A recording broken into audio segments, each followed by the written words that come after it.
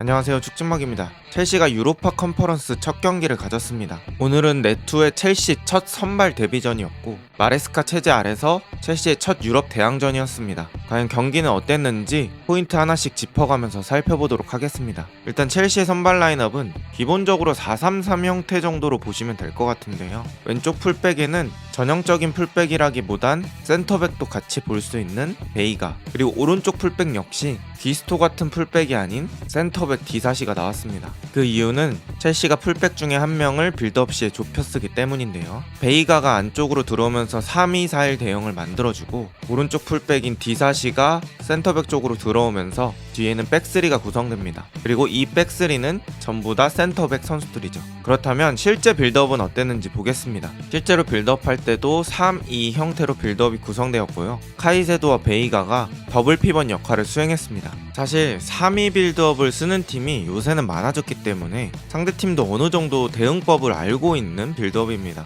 그래서 지금 장면처럼 가운데 더블 피벗, 그러니까 두 명의 공 받아주는 선수를 묶어놓으면 빌드업이 원활치 않다는 건 유럽 대항전에 나올 팀 정도라면 당연히 알고 있는 내용이라서 사실상 이 더블 피벗이 공을 받아서 무언가를 한다기보다는 더블 피벗을 미끼로 삼아서 주변의 다른 선수들이 공을 받아주고 그때 더블 피벗을 묶기 위해 상대가 투자한 숫자를 바보로 만드는 그런 식의 빌드업이 필요했는데요. 그런 것의 일환으로 듀스버리올 같은 선수가 가끔씩 내려와주면서 공을 받아주려고 했습니다. 또 측면에서는 가끔씩 부분 전술도 일어났습니다. 무드릭이 이렇게 사이드 쪽에서 공을 받고 안쪽으로 파고들 때 오히려 왼쪽 공격형 미드필더 역할을 하는 듀스버리올이 사이드 쪽으로 빠져줍니다. 그리고 무드릭이 듀스버리올에게 패스. 이런 듀스버리올의 움직임은 레스터시티에서부터 자주 나왔죠. 마레스칼에서 왼쪽 윙어와 이런 식으로 스위칭 플레이를 많이 했었습니다. 그러나 이 장면들 이후로 첼시는 그렇게 좋은 전반전을 보내지는 못했습니다.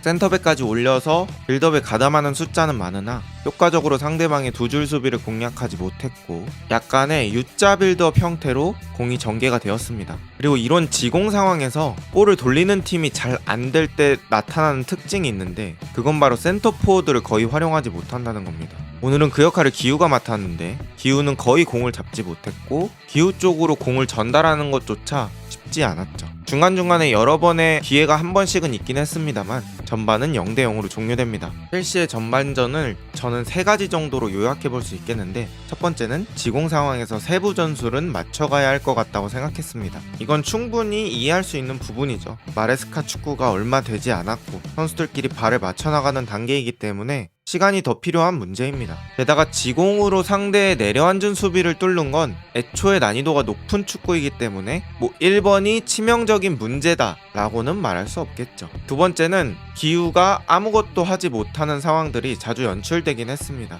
전체적인 맥락은 같이 하는 거라고 보시면 되고 기우의 피지컬을 믿고 억지로 안으로 쑤셔보는 장면도 한두 번 나오면 좋은데 조금 더 안정적인 패스를 추구했던 마레스카 같습니다. 세 번째, 인버티드로 좁힌 베이가가 아무래도 라비아보다는 돌아서는 능력이 부족할 수밖에 없겠죠. 애초에 센터백이기도 하고 그 자리에서 많이 뛰어본 적이 없으니까요. 그렇게 후반전이 시작되었고 첼시로서는 힌트가 될 수 있는 장면이 나왔습니다. 지금 보시면 백스리 중에 한 명인 토신이 높은 위치까지 올라와서 상대 수비를 자신에게 붙입니다. 그리고 은쿤쿠에게 공을 내주게 되는데요. 직접적으로 공을 끌고 올라가니까 상대는 토신에게 수비를 투자할 수밖에 없고 그러면서 순간적으로 은쿤쿠가 프리맨이 되는 상황이 나옵니다. 이 장면이 맨시티에서 되게 많이 나오는 장면인데요. 맨시티도 뒤에 백스리를 만들어서 빌드업 하는데 그때 백스리 중 사이드 센터백 아케나 워커 같은 선수들이 공을 가지고 앞으로 전진하면서 상대 수비 라인 중에 한 명을 끌어내는 거죠. 그리고 발생한 프리맨에게 공을 주면서 상대의 빈틈을 찾는 겁니다.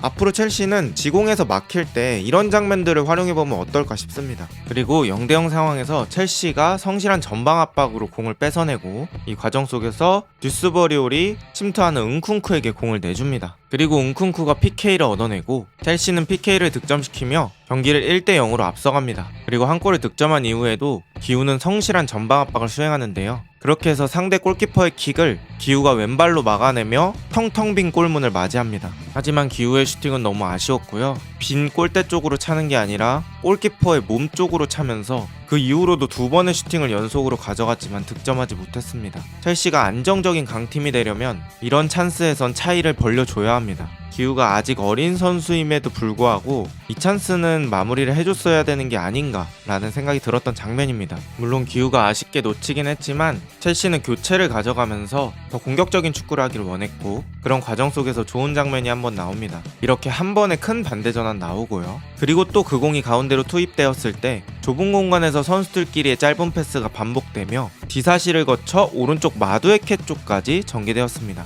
그리고 마두에케가 측면 쪽 빠져들어가는 엔소에게 공을 넣어줍니다. 여러 번의 방향 전환을 통해서 상대 수비진의 대응이 촘촘하지 못하게 유지했고, 그래서 이런 좋은 장면이 나올 수 있었습니다. 확실히 지공팀이 내려앉는 팀을 뚫을 땐 많은 방향 전환이 필요하다라는 것을 느꼈습니다. 그리고 첼시의 추가골이 좋은 과정 속에서 터지는데요. 제가 아까 전반전에 설명드릴 때 더블 피벗에 붙어있는 상대 수비수가 너무 많으면 그 더블 피벗을 미끼로 삼아 다른 쪽에 패스가 나가게 될 때 기회가 된다고 말씀드렸습니다. 지금 이 장면이 그런 장면입니다. 토신이 더블 피벗이 아닌 엔조에게 공을 내주고, 엔조가 빠르게 돌아서며 뒷공간을 파는 마두에케에게 한 번에 좋은 전진 패스, 그리고 마두에케가 이 공을 잘 가져가다가 오른발로 마무리를 합니다. 마두에케가 지난 시즌 첼시가 루턴타운 원정 갔을 때도 이렇게 비슷한 오른발 슛을 득점한 적이 있는데요. 평소에 드리블할 때 왼발을 매우 자주 쓰지만 가끔씩 약발로 득점을 꽤나 많이 하는 마두에케입니다. 오늘 첼시는 전반전에 약간 고전하는 흐름이 있었지만 후반전에는 크게 세 가지의 좋은 패턴 플레이를 보여줬습니다.